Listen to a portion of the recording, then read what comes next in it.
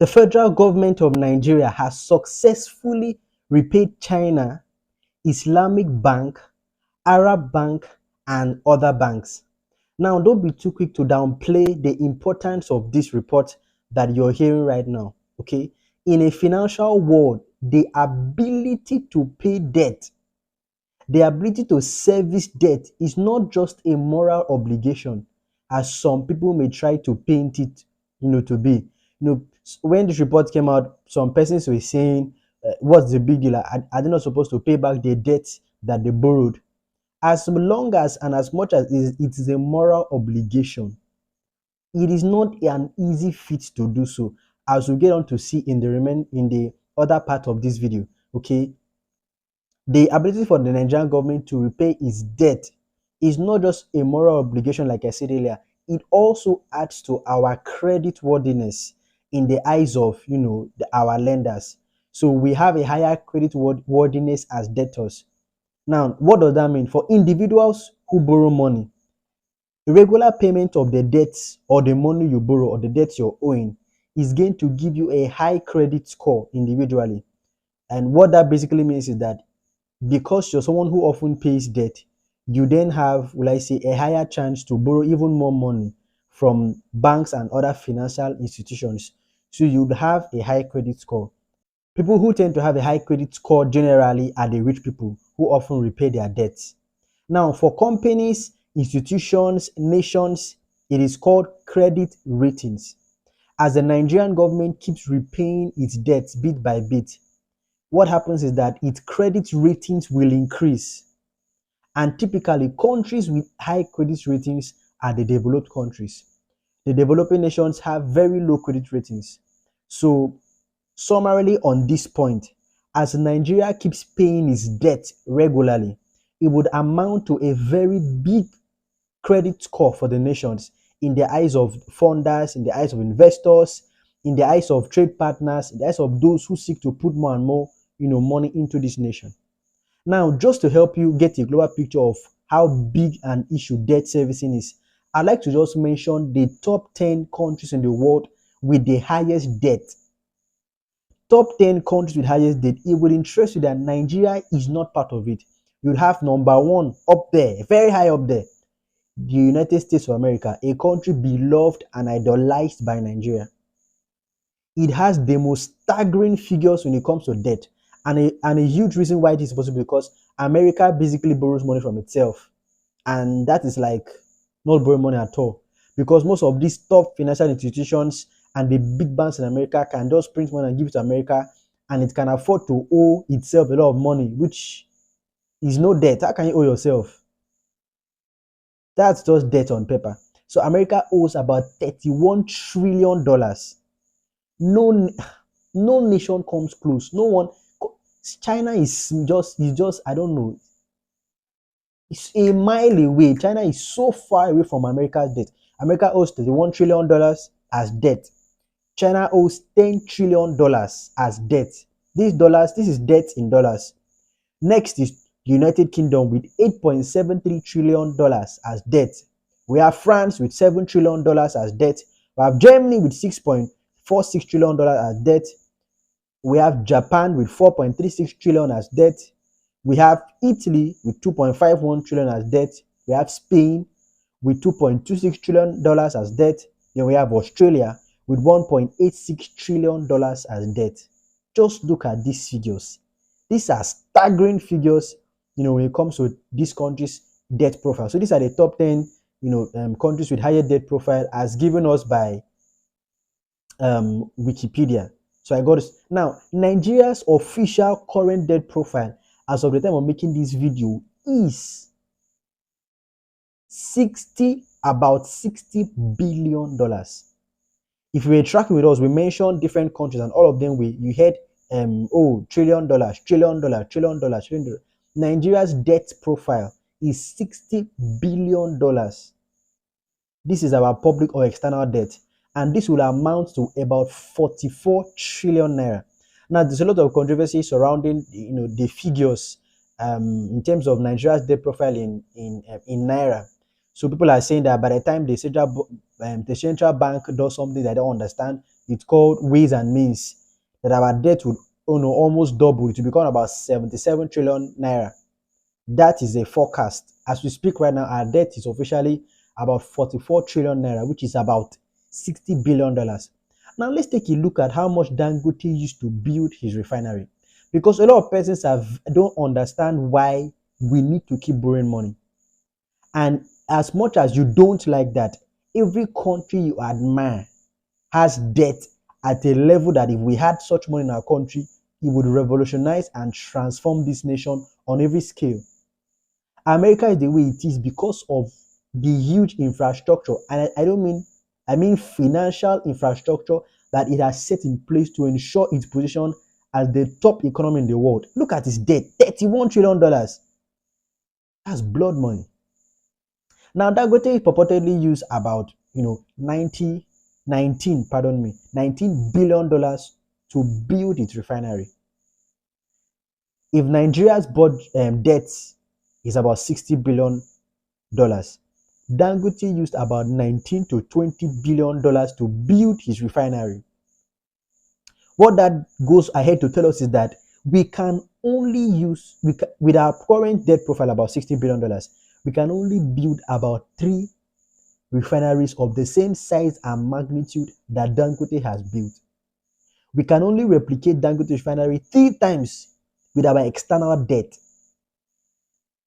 That is no money. All the money we are owing can only build 3 of the refinery Dangote built. So where then will we source money from to build the massive infrastructure that we need to build as a nation? It can only come from debt. It can only come from borrowing. The countries you admire and want to jackpot to live on borrowing. They borrow to build the things you want to go and enjoy. They borrow to build their economy. They've been borrowing for hundreds of years. Sometimes in hundreds of billions of dollars, which have amounted to trillions in debt. This is huge money. As much as the inability to pay back our debt is a thing of concern, borrowing is a constant thing. It would forever happen, no matter how long we shout and scream about it. People who go into business tell you that borrowing is a very good thing to do. Let's presume I want to buy a bag of cement in 2023 right now. It's about, it's between 3,500 and 4,000 naira. I'm not sure the figures. Let's presume a bag of cement right now in Nigeria is 3,500. Next year, that bag of cement will be like 4,000. 2 years to come, it may be like 5,000 naira a bag of cement. If I want to build, let's say, a house, I want to build a family house, and I delay because I don't have money till when I have money 2-3 years ago, if the plan and the dream house I want to build would have cost me, let's say, 50 million naira in 2023, it would cost me about 60 million naira in the next 2-3 years. If I keep waiting, it's going to cost me more and more. Now, I wouldn't be able to make all that money. I won't be able to make money to finance the inflation cost of building my dream house as I keep lingering. So what do? If I borrow 50 million naira in 2023 and build my house in 2023, with the interest rate that is put on that money, 50 million naira by the bank, let's presume is, let's say, 10% interest. That means I may have to pay about 500,000 naira on top of that. By the time I'm able to save up 50 million naira, I would end up paying 50,500,000 naira back to the bank. But if I were to wait even 1 more year to build that house myself, I will be spending between 52 to 55 million naira to do the same thing I would have done 2-3 years ago. So it is even cheaper to borrow and finance your project and then pay back with very little interest. So we have to keep borrowing to sustain the infrastructural development that we desire to see.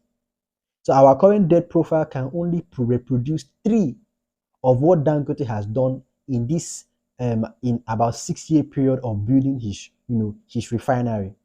So it's a big deal that we understand that the fact that we can be we'll be repaying every year we always pay back a bit of our debt.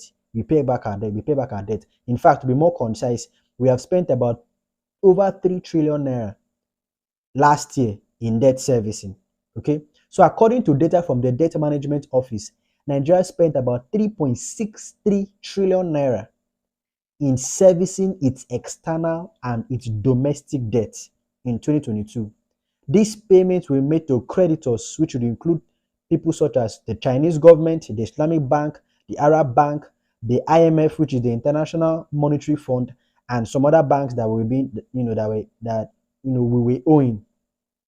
Now, I just want to take us through a brief rundown of the monthly breakdown of how the federal government repaid its debt to domestic creditors. So how it repaid part of its domestic debt in 2022.